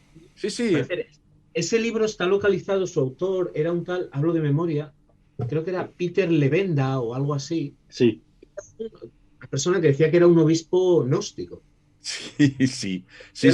Sí, todos estos Necronomicones parten efectivamente de sectas y de grupos ocultistas muy, bueno, la mayoría de ellos vinculados con los telemitas, con el crulianismo, con la aurora dorada y demás, evidentemente. Sí, por ejemplo, con la magia tifoniana, que es una parte del oscurantismo, bueno, del ocultismo oscurantista que ha utilizado a Lovecraft precisamente para elaborar una nueva filosofía ocultista y tal. August Derleth, que fue eso, su albacea, es el que finalmente cambia todo y dice, bueno, pues los arquetípicos son los buenos y los primordiales los malos, e incluso utiliza símbolos. Voy a enseñaros aquí, no sé si se verá, pero este es uno de los símbolos que utilizaban, de los talismanes que Derleth en sus libros, El rastro de Chulu, La máscara de Chulu, etc., pues utilizaba para poder invocar a seres más o menos benignos y que nos pudieran salvar. No, eso Lovecraft para él habría sido una herejía, nunca mejor dicho, y habría dicho, de ninguna de las maneras, los seres arquetípicos, los primordiales, los profundos, los migos, cualquier criatura, simple van a su puñetera bola y van a hacer todo lo que tienen que hacer a pesar de que nosotros estemos por en medio o incluso pasándonos por encima y viéndonos como algo que estorba. Como hormigas, o sea, son auténticas apisonadoras cósmicas. Juanje. Sí, yo quise preguntarle a Roberto y también a vosotros, evidentemente. Creo que hay por ahí una especie de gente que sostiene que hubo cierto paralelismo, cierta incluso afinidad o incluso amistad, aunque fuera por carta, con Sir Arthur Conan Doyle, que lejos de que todos sabemos que él, el que hizo Sherlock Holmes, hizo una serie con el profesor Challenger de ciencia ficción que hablaba sobre un mundo perdido, que era alguien que se va, es un profesor que se va a Sudamérica y encuentra dinosaurios, encuentra dioses perdidos, dioses que dominan al mundo, y parece ser que hubo entre ellos, entre Arthur Conan Doyle, aunque murió unos pocos años antes que él, una cierta, digamos, amistad, incluso admiración, ¿no? Si conoces algo de esto, Roberto. No me consta que se hubiesen carteado. Sí que me consta que a Lovecraft sí tenía admiración por Conan Doyle. De hecho, desde que era niño lo leía, vamos, a Sherlock Holmes. En fin. De hecho, él siempre tuvo pues una cierta relación de odio con la literatura de detectives. Sí. Le pasaba un poco como a Poe, que tiene un ensayo, un texto, no me acuerdo ahora cuál es, donde dice que bueno, que no hay literatura más tonta que la literatura de detectives. O sea, tú decides cómo matas a alguien y luego le cuentas a la gente cómo lo decidiste, ¿no? Partes de que ya sabes lo que va a pasar. Y este hombre, claro, Poe lo vio en su momento de nacer. Lovecraft, pues bueno, siempre sintió como una especie de cierto desprecio, porque veía que en realidad en torno a la figura del detective había mucha, bueno, morralla, por decirlo así, ¿no? Mucha, bueno, pues cuando no sabes qué escribe detectives, que funciona siempre, ¿no? Como ahora, pues cuando no sabes de qué hablar, pues mete a los nazis en medio, que siempre funciona. Pues él decía, usa lo mismo. Sí que adoraba mucho a Sherlock Holmes, porque bueno, sí, preciso. Y lo que sí que me consta es que cuando murió y se empezó a reivindicar un poco su figura, un crítico, que ahora no me acuerdo del nombre, sí que dijo que Lovecraft y Conan Doyle tenían algo en común, que los dos escribían tonterías y que sus fans no eran gente normal, que eran anormales. O sea, que no hay diferencia entre los seguidores de Sherlock Holmes que toman esos relatos malos, simples, vulgares, y los que leen a este señor que, bueno, que escribió en su vida, porque encima el pobre Lovecraft vio publicado en su vida no precisamente sus mejores textos. Vio pues, muchos de ellos muy malos y además no tengo la información, pero seguramente yo sí lo sabría. Seguramente lo que más se reimprimía eran los peores, porque suele pasar. O sea, él, por ejemplo, pues el Reanimator no le gustaba mucho. Otra que escribió también para la misma revista, Homebrew, creo que era La Casa Habitada, tampoco le gustaba mucho, eran muy vulgares. A él le gustaban otras, pero siempre decía que eran malas y las mejores no las publicaba. O sea, en ese sentido él estaba pues muy amargado. Y la idea que había, pues a lo mejor del común de la gente, eran sus peores relatos. Claro, su círculo, que tenía el acceso a los textos que él no publicaba, sabían que detrás de Lovecraft había mucho más. Hay textos muy, muy interesantes. Hay uno que es, no sé quién todavía lo tenía, me preguntaba por él, en los muros de Erix, que es un texto escrito en colaboración, pues tú te lo lees y nunca dirías que ese texto es de Lovecraft. Es de un astronauta, bueno, sí, una persona que va en una exploración minera a Venus y allí pues habitan por lo visto unos reptiles que construyen un laberinto de cristal y él queda atrapado en medio. Y el relato es como este hombre está dentro de un laberinto de cristal sabiendo que se va a morir porque se va a quedar sin oxígeno. Como la cabina de la película, sí, señor. Sí. De la eclosión fuerte de la ciencia ficción. Y eso es Lovecraft. Siempre Conan Doyle se conoce por Sherlock Holmes.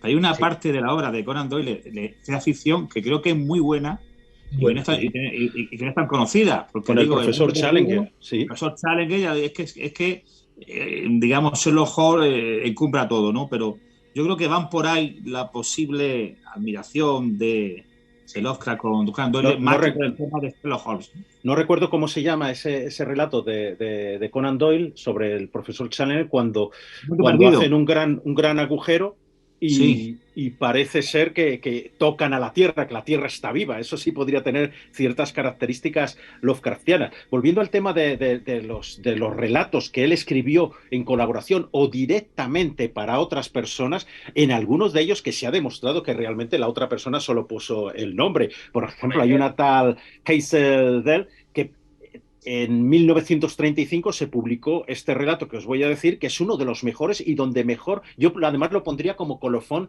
de todos los mitos de Cthulhu, que es Más allá de los eones, que es magnífico. Además, te recuerda leyendas como la del continente perdido de Mu, y habla una serie de deidades que no aparecían tanto en otra anteriormente, pero que son maravillosas. Y trata sobre eso. Hace también giros bastante humorísticos, metiendo a protagonistas de otros relatos. Yo creo que es una de las maravillas que, además de las que se podrían llevar al cine, pero bueno, eso todavía Guillermo del Toro no nos ayuda con En las montañas de la locura, que es para mí es uno de los grandes también relatos, que es una novela y donde se refiere, donde se plasma toda esa mitología de los primordiales, los arquetípicos, todos ahí. Aparecen los Shoggoths, que también están en otras obras. Y lo que pasa es que meterse para un neófito en Lovecraft, meterse en las montañas de la locura puede ser una locura, realmente. Eso te iba a preguntar, para un neófito, ¿qué aconsejas para comenzar con Lovecraft? Bueno, Dagon, por ejemplo, Dagon sería muy bueno y nos lo leemos en un ratito, pero después seguimos avanzando. Por ejemplo, el horror de Red Hood, y vuelvo otra vez sobre mí, también es muy interesante en ese sentido, porque ya te deja caer, oye, que hay otras cosas aquí. Y después el color que cayó del espacio, de fuera, Out of the Space, The Color Out of the Space, que hay una película además de Nicolas Cage que acaba de ver, que está bastante bien dentro de lo que cabe. Es de lo poco además que se ha hecho, aunque la sitúa en nuestros tiempos y no en aquella época, pero es maravillosa. El horror de Dunwich también, y ya te menciona incluso el Necronomicon y algunas otras cuestiones. Ya, por ejemplo, la llamada de Cthulhu, bueno, pues ya tienes que tener algunos otros conocimientos, pero me parece maravillosa. Hay algunos críticos que dicen, no, pero esto es un revoltijo de compartes de ¿cómo se dice esto? Anuncios o noticias en periódicos y tal. No, a mí me parece maravillosa y es una de las que te invita a decir, bueno, pues quiero ir a Nueva Orleans y después quiero ir a tal sitio y quiero acabar buscando a Riley en medio del Pacífico, que él daba además las claves, las coordenadas para situar esto, no muy lejos, bueno, muy lejos, unos cuantos miles de kilómetros, pero en el Pacífico que está de Ponape, de esa isla maravillosa y misteriosa donde hay tantos misterios. Lovecraft leía muchísimo, era una persona lectora, bueno, hasta unos extremos increíbles. ¿De dónde sacaba el tiempo? No lo sé, porque entre las cartas, los relatos que escribía para otros y demás, y los viajecitos que se pegaba, ¿dónde tenía tiempo para leer? O quizá todo eso en ese periodo extraño en el que lo pasó tan mal tras la muerte de su abuelo, y después se leyó realmente toda la biblioteca que tenía el abuelo. Es que leía muchísimo. Ponape, o Popey, como lo quieras llamar, él lo menciona. Creo que La sombra sobre Innsmouth menciona las ruinas de, no sé si usa la palabra Ponape o Pompey, concretamente, él eso lo menciona. Por eso luego, creo que fue Lynn Carter el que se equivocó y dijo que Riley estaba en Ponape. No, está muy lejos.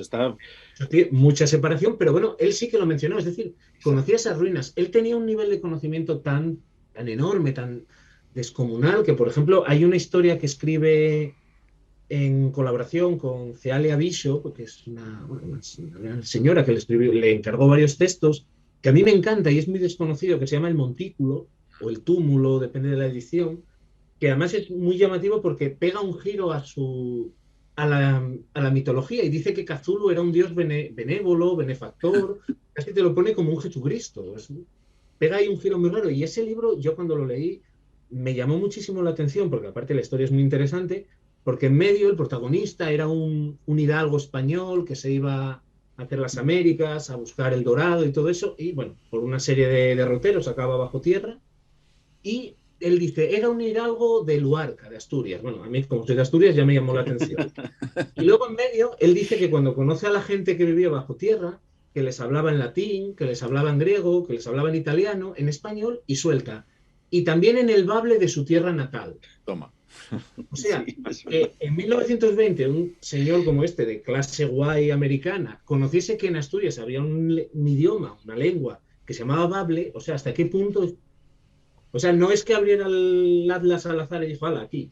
No, él luego se documentó para saber qué era Asturias, qué había. Es decir, él tenía una capacidad realmente gigantesca de conocer, era una enciclopedia. Siempre estuvo acomplejado por no haber acabado los estudios, pero él, y porque decía, yo es que tengo amigos que son profesores, que han acabado carreras, no sé qué, tengo amigos que son doctores. Quería ser astrónomo. Claro. Pero tú no te... Pero astrónomo de título, no lo era, ¿eh? Lo era porque escribió artículos. Bueno, sí, eso por supuesto. De facto lo era, claro. Era astrónomo. El problema que tuvo fue eso, que el aparato matemático que lleva la carrera, pues no...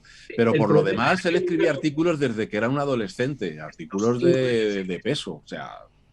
Y él estaba bien informado absolutamente sobre todas las novedades tecnológicas y científicas que se iban produciendo. O sea, leía absolutamente de todo, no solamente, por cierto, de Conan Doyle, yo quiero recordar que a los 8 años se había leído la mayoría de las obras de Sherlock Holmes, y quiero recordar que pocos años después hizo con unos amigos el club de detectives. Club de detectives. O sea que, claro, para él seguramente poco después de eso sería una etapa superada, ¿no? Ya lo del tema de los detectives. Como lo fue en su momento también pues Lord Dunsany, ¿no? Que también fue un elemento imprescindible para poder conocer la obra de Lovecraft. Luego él se dedicó a los mitos, a esa tercera etapa, ¿no? En la que se dedica sobre todo, pues eso, a desarrollar la mitología de todos estos dioses primigenios y demás.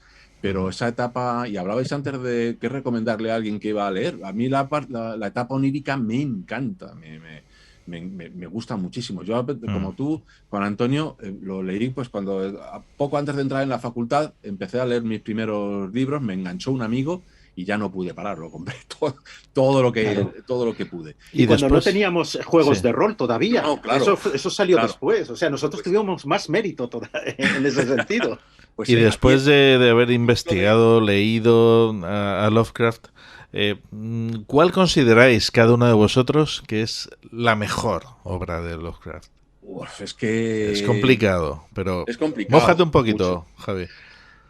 A ver, yo cogería algunas, por ejemplo, de cada una de las tres fases, ¿no? De la etapa gótica. Venga, de la etapa gótica, ¿cuál? De la etapa gótica, de la caverna, por ejemplo. Espérate que no me acuerdo ahora cómo se llama. Esta en la que el protagonista es un monstruo que se ve reflejado al final en un espejo. ¿Cómo se llama? Porque bueno, primero digamos a los radioyentes que bueno, la obra de Lovecraft se divide en tres etapas, ¿no? La gótica, la onírica y los mitos. Efectivamente. Bueno, pues la primera etapa, la etapa gótica, además es que ¿cómo decirlo? Rebosa una frescura especial porque además son sus primeros relatos, es su etapa de más joven y bueno, me parece que escribe como a los 16 años, una cosa así, o a los 15 empieza con su primer relato y se nota, ¿no? El que lo está escribiendo prácticamente un niño, ¿no? Pero es alucinante, o sea, ya se ve en él un potencial literario tremendo. Pero luego, lo que te digo, aparte de esta primera, yo es que los leí, procuré leerlos como hice con El Señor de los Anillos, primero el Silmarillion, luego El Señor de los Anillos, el Hobbit, es decir, por orden, ¿no? Y por orden cronológico. Y con Lovecraft, después de leerme El horror de Dunwich, que fue el primero, dije, no, voy a empezar desde hacerme con los primeros a ver qué tal. Y efectivamente, empecé con la primera etapa gótica, luego con la onírica, esa me encantó, las aventuras de Randolph Carter.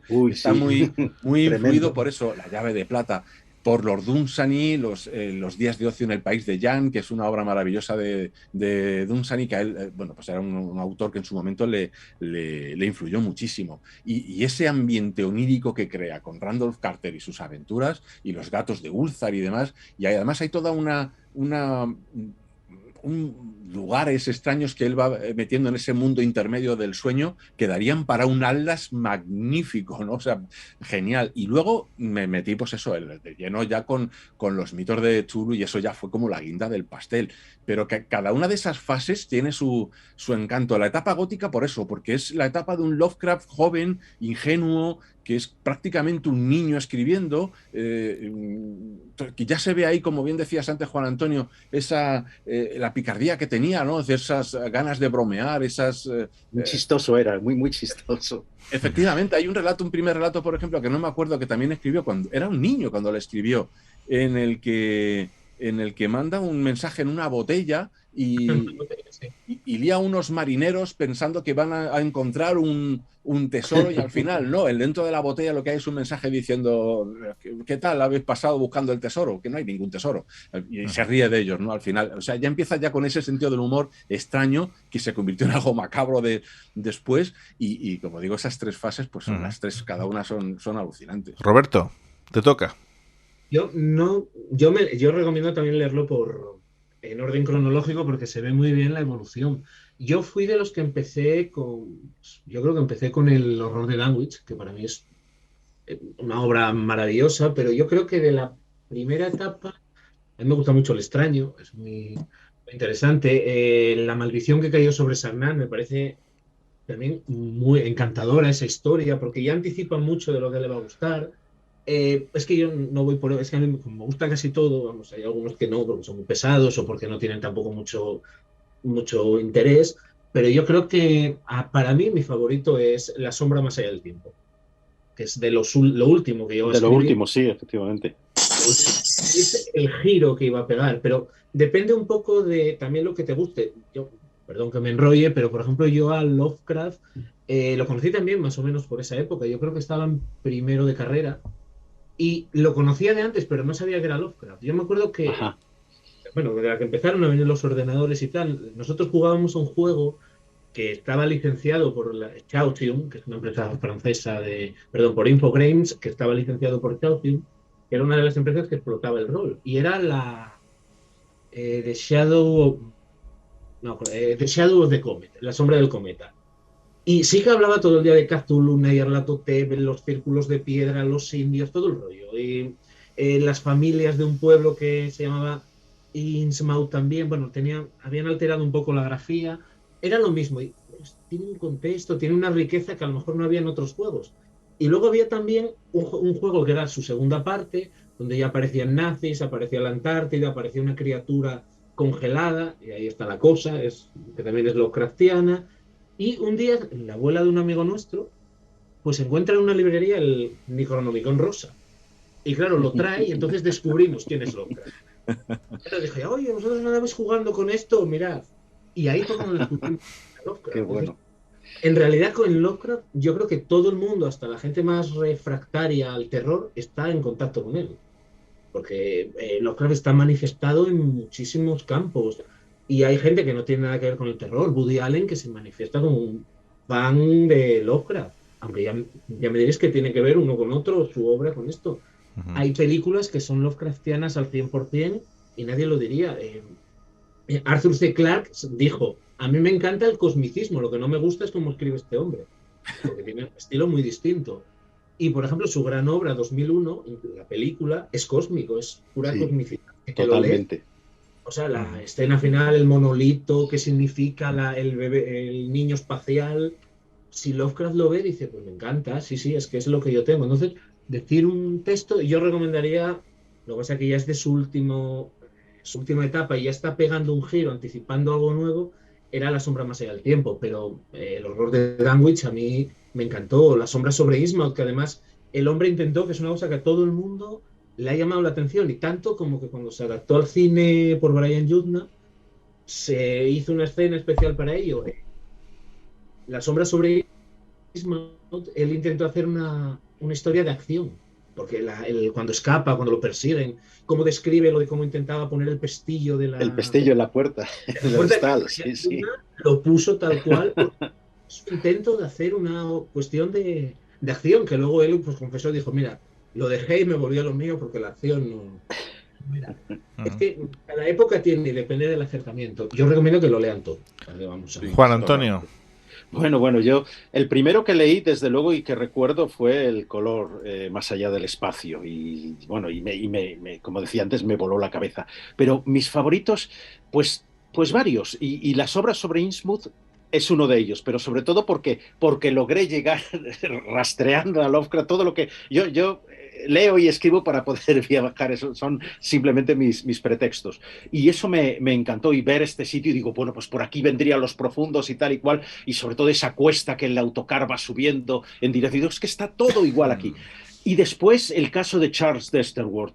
Ese también me encantó. Llegué a ver la casa, porque además te lo ponen en las guías de Providence, donde se supone que sucede parte de esta obra. Pero sobre todo el caso de Charles Desterworth también, porque para mí es una obra alquímica, porque de alguna manera se dice cómo esas sales esenciales de polvo humano pues te sirven para recrear, para retornar a la vida. También incluso es una obra, ya sabéis mi pasión, como también la de Javier, por lo vampírico. Digo, pero esto es casi es una obra de vampiros. Bueno, tiene otra, La Casa Encantada, creo que se llama, que ahí sí que dices, aquí hay un vampiro fijo, pero vamos, de manual. Entonces, bueno, y el horror de Red Hook, que no siendo de lo mejor de cómo escrito está, pero sin embargo, es un detective, por cierto, quien protagoniza este relato, pero se mete en una Nueva York muy extraña. Yo cuando vaya a Nueva York, uno de los sitios que voy a ir va a ser a intentar buscar dónde este Red Hook podía estar, porque está, y dónde pudo haberse inspirado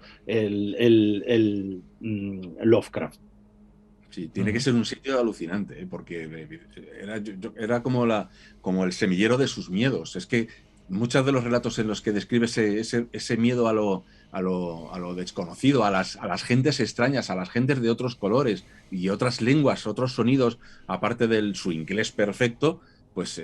Y los subterráneos, siempre todo lo subterráneo, porque hablamos eso del cosmos, pero es que el cosmos no está solo en Aldebaran, Betelgeuse, el cosmos está dentro aquí de la Tierra, está dentro de nosotros. Cuando Herbert West Reanimator, Reanimator, pues es igual, cómo se puede de alguna manera... extrapolar pues la esencia del ser humano creando vida. Que ahí, por ejemplo, yo muchas veces lo he comparado con Frankenstein de Mary Shelley, Frankenstein, el moderno Prometeo. Pero ahí tiene razón Joshi, el gran biógrafo de Lovecraft, cuando dice, bueno, ya, pero es que Frankenstein es revivir, o sea, es crear vida a partir de pedazos, y Reanimator es resucitar a muertos. Pero yo creo que la esencia viene a ser más o menos la misma en el fondo. Bueno, hemos hablado de películas, pero hay incluso cómics inspirados en este universo Lovecraftiano. Alan Moore, que es el gran, no solo dibujante, sino el gran defensor de lo Lovecraftiano y demás. O sea, a mí me parece Providence... ¿Te acuerdas de revista Vampus, que es de la época nuestra de transición? Sí. Ahí comenzaron los ratos suyos, ¿eh? Además que eran cómics en blanco y negro, que estábamos siempre, eran relatos de digamos, horror y de terror. Estamos siempre, digamos, acostumbrados al Pulgarcito, que estaba muy bien y que te reían mucho, y a los clásicos de cómic español, pero eso entró como una energía muy grande y muy negra, ese cómic de terror.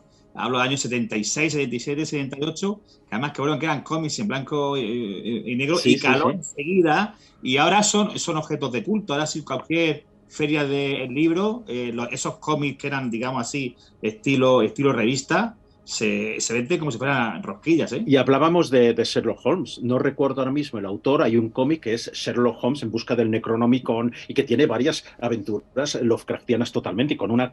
Yo no soy muy experto en absoluto en temas de cómics, pero yo lo he leído porque se lo regalé a mi hijo, y estábamos fascinados cómo Sherlock Holmes de pronto se mete en esas aventuras totalmente Lovecraftianas y tremendas. Es cómic.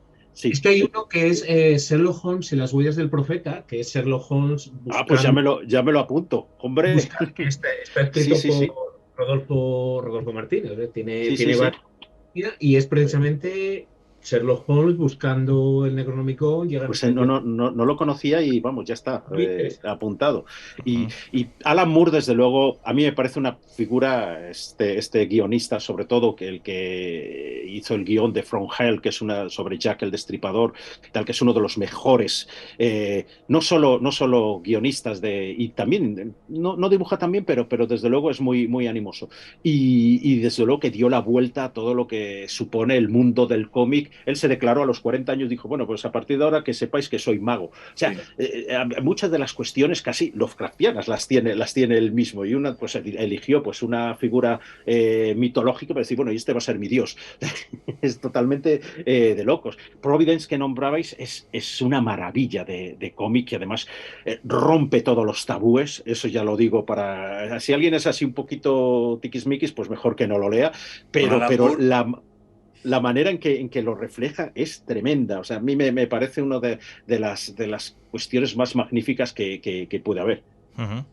Y bueno, Juanje, también me comentabas fuera del micrófono sobre que hay incluso juegos, ¿no, Juanje? Sí, bueno, ha sido justamente la gente joven, entre ellos mis hijos y sus amigos, cuando le he comentado que íbamos a grabar esto, menos sabían, vamos, todo lo que desconocen a veces de literatura universal, lo sabían, ¿no? Ha sido algo, digamos, muy, muy curioso, y sobre todo creo que hay muchos videojuegos que están basados. Es el tema clásico, Lovecraft y sus personajes. Hay un clásico, por ejemplo, que es Alone in the Dark. Ese es un que lleva ya varios... Bueno, empezó hace una burrada. Sí. No era joven cuando varias sagas. Sí. Y tal. The Call of Cthulhu, que es genial también. Muy buena, buenísima, muy bien ambientada. Hay uno muy reciente que se sitúa no en estos tiempos de los años 20, 30 y demás, pero es más tipo medieval, pero tiene una influencia también de Lovecraft tremenda, que es Elden Ring, que es tremendo. A mí con mi hijo que vive en China, él me lo muestra y vemos a través de hacemos combinaciones con los ordenadores para poder, y yo he quedado alucinado. Yo creo que nunca, o alguna vez quizá he jugado a un videojuego, sin embargo sigo la historia de los videojuegos con una pasión increíble en este sentido. Yo creo que son de los que más, bueno, hay varias digamos, ramas, ¿no? Pero de los que más venden están basadas en él, ¿eh? Es verdad, hay verdaderos verdaderos fanáticos, en el buen sentido, de esta saga, ¿no? Porque además hay muchas, como dice Juan Antonio, es que hay varias. Hay un autor de ciencia ficción que se llama Neil Gaiman, que ha escrito, por ejemplo, de los dioses americanos y todas estas cuestiones, que tengo aquí una frase sobre Lovecraft. Dice: Lovecraft definió los temas y las obsesiones del terror en el siglo XX, y entrados en el siglo XXI no pierden su vigencia. Creo que esa es además una de las referencias claves para Lovecraft, y por eso desde chavalitos que van a jugar con un videojuego, los que son menos chavalitos que han jugado a los juegos de reroll, y los viejunos ya que somos, pues que lo leímos directamente porque nos sacaban del pestiño de las clases del instituto o de la universidad, y nos rompía la cabeza, nos rompía los moldes para estar en otra parte, algo muy totalmente distinto. Sí. Hay todo un mundo de videojuegos por ahí. Hay un ensayo sobre los videojuegos Lovecraftianos, que es de Carlos Gurpegui. Sí. Entonces, los videojuegos de Lovecraft o algo así, no me sale ahora el título. Es muy interesante. El soñador de Providence puede ser. El soñador de Providence, sí.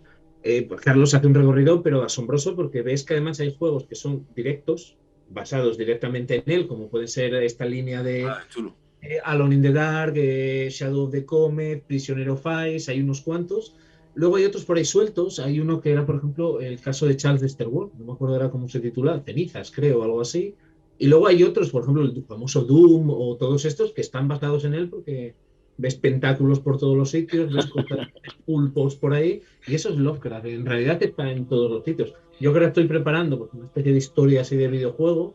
Claro, tengo que contenerme para no irme a otra historia del videojuego y Lovecraft, porque está en todas partes. Y además se hacen muchos eventos al respecto. Yo hace unas semanas, un mes o un poco más, participé en la reunión esta macro festiva del Día del Tentáculo, que se celebró aquí en Madrid, y fue excelente, y yo me quedé alucinado, porque claro, yo he sido un consumidor de tema Lovecraft pues en mi intimidad, o sea, no hablaba con este por aquí, con este otro por allá. Cuando empecé a colaborar con la web de ciencia ficción, fantasía y terror Fabulantes, pues ahí ya me desaté para escribir.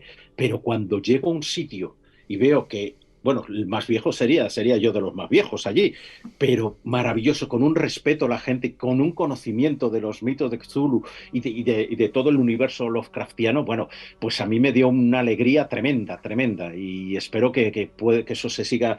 Claro, la pandemia lo evitó, pero que se siga celebrando porque, bueno, y hay podcasts. El tema de los podcasts es increíble, cómo también beben en estos mitos y se repiten una y otra vez, y podemos escuchar casi cualquiera de los relatos de Lovecraft, se pueden escuchar.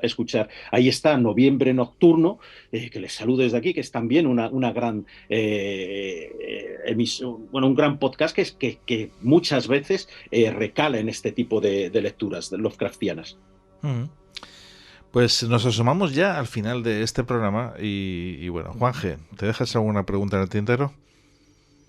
No, yo realmente que creo que estamos hablando de un genio que quizás evidentemente en su vida no se dio cuenta de lo que había hecho, ¿no? Porque realmente creo que ha sido que con él hay un punto de digamos, inflexión sobre la literatura o el arte de la ciencia ficción o mejor creó un nuevo género, creo yo, incluso porque nada digamos, es parecido a él, porque realmente crea un universo propio. Tolkien también creó, digamos, el suyo, pero Lovecraft también, ¿no? O sea, que en ese sentido pienso que es un genio, ¿no? Es un, digamos, un gran innovador y como dice Juan Antonio y dice en el resto invitado, exactamente es que esto va, digamos, a más, porque de su obra se puede, digamos, interpretar de varias formas y salen muchos temas. Ya te digo, en la saga de los videojuegos, y cada vez se interpreta más y que, ¿sabes? Hay más pasión por él, digamos, ¿no? Uh-huh.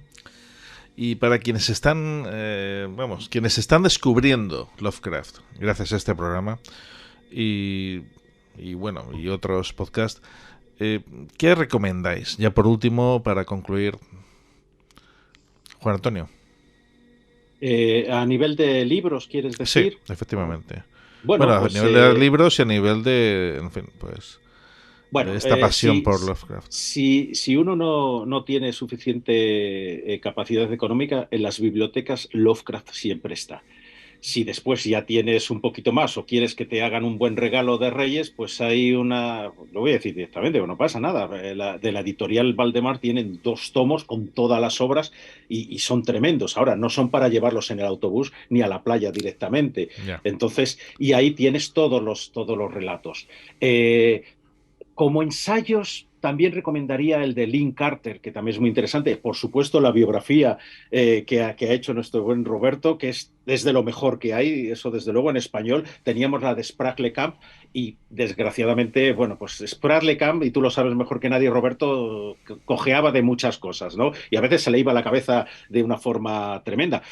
Y después, pues lo que he dicho, a mí, desde luego, Las sombras sobre Innsmouth me alucina, y es un relato que no es muy largo, tampoco es muy corto, y creo que puede dar mucho de sí, y a partir de ahí, pues